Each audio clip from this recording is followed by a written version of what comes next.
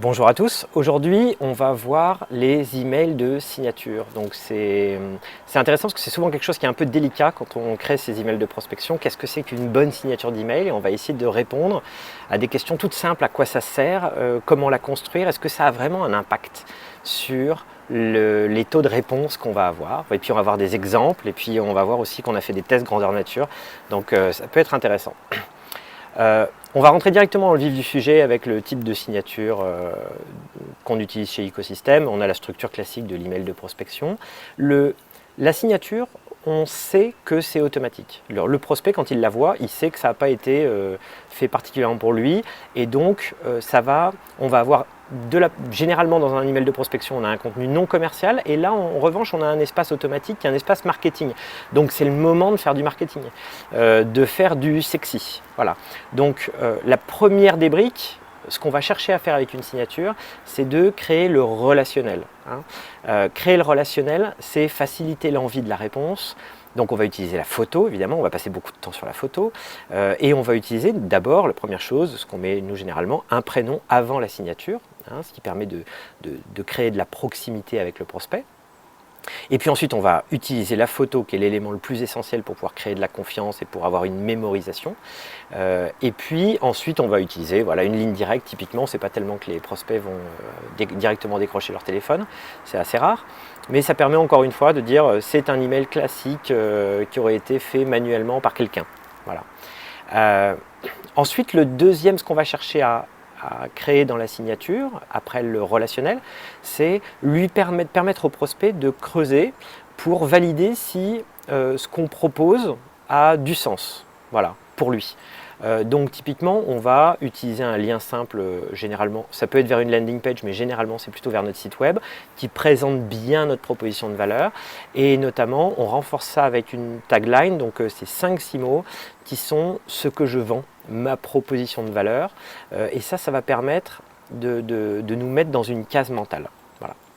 Donc, pour résumer, on a vu les objectifs de signature. Les deux premiers objectifs, c'est de créer le relationnel et ensuite de permettre au prospect de valider son intérêt avant de vous répondre.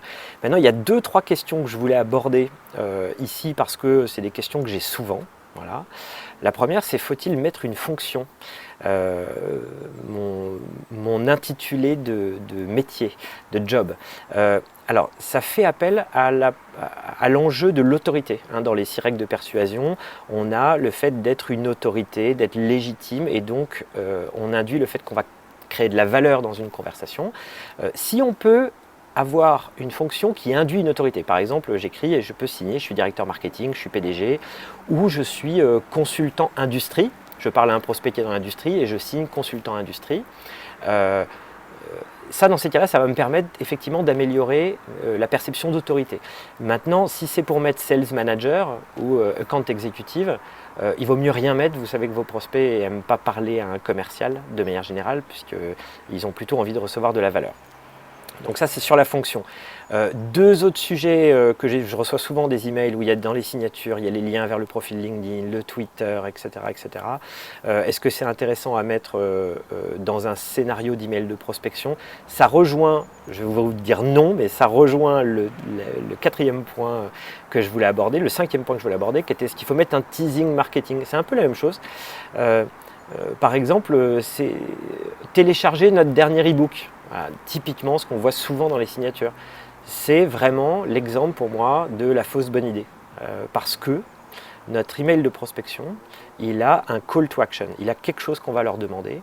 Et donc, tout ce qui va les distraire de la question qu'on leur pose va nous nuire. Voilà.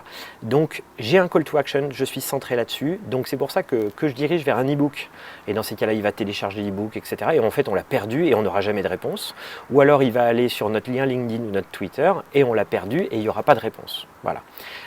Donc généralement, c'est plutôt quelque chose que je déconseille. Maintenant, ce que je voulais faire aussi, c'était, donc on va revenir vraiment sur la partie la signature. Donc la signature, les règles sont claires. Vous pourrez trouver plein d'articles là-dessus.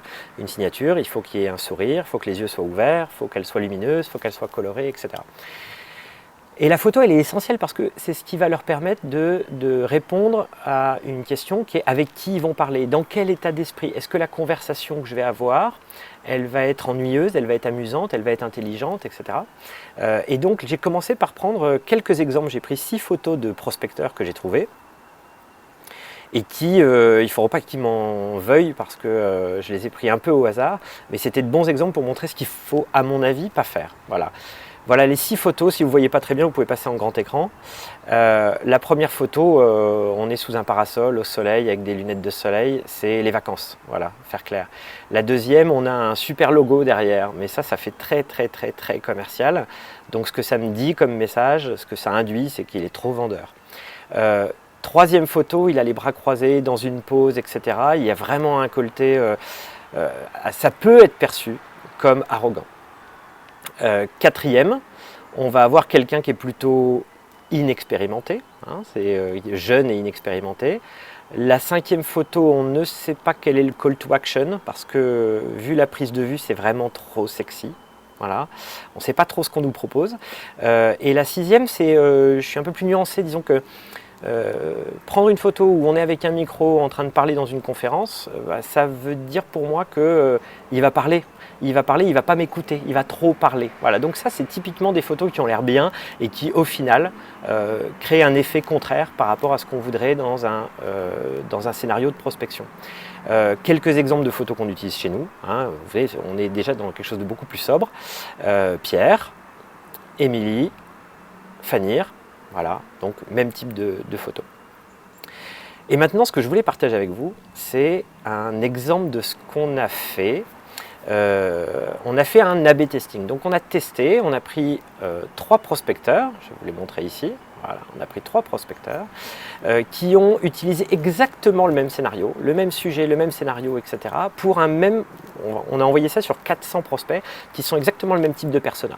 Et donc ce qu'on cherchait à voir, c'est effectivement quelle était l'influence de la signature. Et on va essayer de mesurer cette influence en calculant le taux de réponse sur ouverture. Sur ceux qui ont ouvert, combien m'ont répondu. Et est-ce que donc le contenu de l'email est le même, il n'y a que la signature qui change, est-ce que ça les influence ou ça les convainc de nous fixer un rendez-vous? Voilà. Je précise ici, avant de vous donner les résultats, que le genre, qu'on soit une femme ou un homme, ça ne joue pas. En tout cas, ça ne joue pas en France. Selon le type de persona qu'on va attaquer, donc nous on attaque des PDG, directeurs marketing, directeurs commerciaux. Alors selon le persona que vous pourriez attaquer, on peut imaginer que parfois il y en a certains qui sont leur typologie, leur psychologie est un peu plus misogyne et auquel cas une femme fonctionnera moins bien. On prospecte notamment aussi en Italie, on sait qu'effectivement en Italie ou en Espagne la culture est un peu plus misogyne, l'environnement de business, et donc effectivement quand on est une femme on a généralement un peu de moins bons résultats. Mais de manière générale en France, le genre ne joue pas. Voilà. Donc c'est pas le moment de licencier tous vos prospecteurs masculins. Voilà. Ici donc les textes varient pas vraiment. Oui, il y a une étoile, ou il n'y a pas d'étoile, la police change un peu. Enfin, c'est extrêmement mineur. Ce qui compte vraiment, c'est puisqu'on a la même structure, on a le même message, c'est vraiment la photo. Voilà. Et voilà les résultats, les taux de réponse qu'on va avoir. Marina, 44% de taux de réponse. Quentin, 27% de taux de réponse. Jérémy, 38% de taux de réponse. Alors Jérémy, Marina, on est encore dans le même mouchoir. Quentin, on a vraiment un décrochage. Donc c'est intéressant, et quand vous regardez la photo, c'est pas qu'elle est pas bien, elle est colorée, il est souriant, etc. Simplement, elle fait pas très sérieuse et très expérimentée. Et donc par rapport au persona qu'il attaque, le directeur commercial, directeur marketing, PDG, en fait, il n'y a pas de mimétisme. Voilà, on ne voit pas effectivement une crédibilité et le fait que cette personne est mon égal et donc je vais lui parler. Donc typiquement on a refait effectivement la photo de Quentin.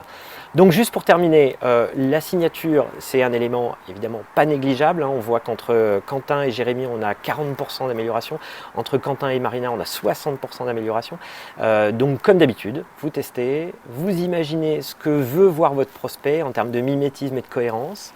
Et puis si vous avez des doutes, vous m'envoyez des signatures en me disant qui vous essayez d'attaquer. Je vous donnerai un feedback franc et pas toujours facile à entendre. Et je vous souhaite une bonne journée.